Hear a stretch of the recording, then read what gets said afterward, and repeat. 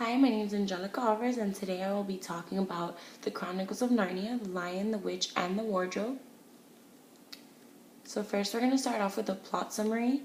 We meet the four children, the four Pensieve children, Peter, Susan, Edmund, and Lucy, and they're being separated by their parents to live with a professor in order to be safe from World War II. Here the kids find Narnia, Lucy being the first one and meeting Mr. Tummis, who tells her of White Witch's eternal winter on Narnia. And then, of course, they don't believe her, but eventually Edmund, the second youngest, goes in and meets the White Witch himself, who is given Turkish delight and gives him an insatiable hunger and causes him to almost betray his family. Eventually, the four children all end up in Narnia and meet Mr. Beaver, who let them know of a prophecy which says that all four children are supposed to overthrow the queen and be the saviors of Narnia and rule Narnia as the kings and the queens. So for the psychoanalysis portion, I have the id, the ego, and the superego. The id, of course, is the White Witch. She's the one who causes Narnia to be in the eternal winter, as well as manipulates all the characters and instills fear in them so they don't betray her. She also manipulates the children into trying to betray her family and not have the prophecy come true. Then we have the ego, which are the four children, because they're the reality and the morality of the situation of the book, and they're the ones who, although Edmund is the one who does give in to his id because of the White Witch, eventually they all restore back to their egos and listen to the morality and the reality of the situation.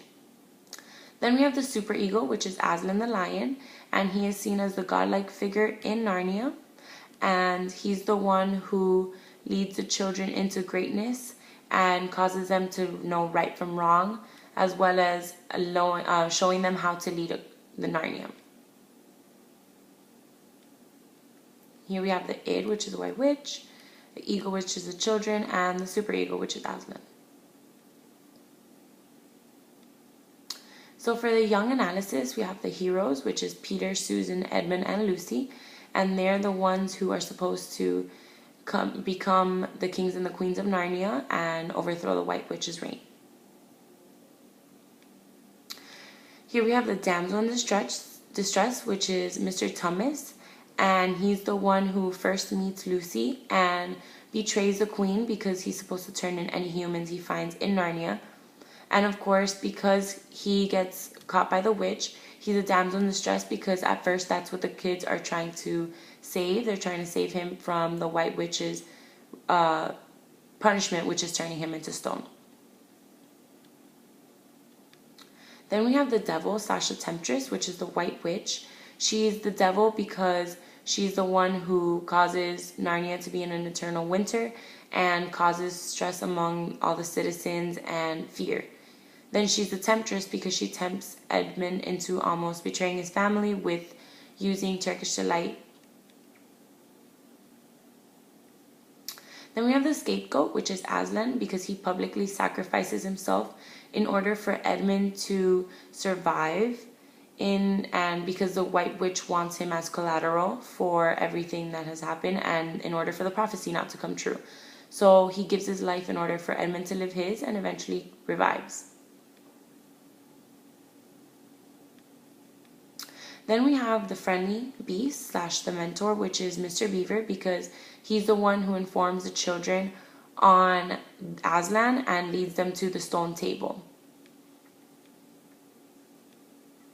Then we have the task / the quest. The task at first is the children trying to save Mr. Tummis from the White Witch, and then the quest ultimately becomes the kids trying to overthrow the White Witch in order for them to reign as king and queen.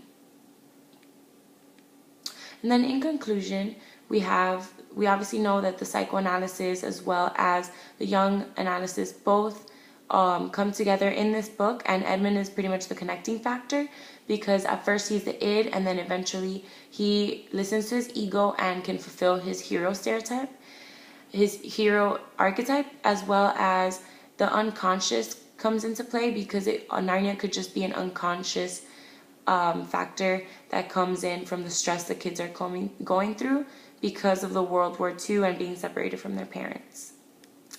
And that is all. Thank you.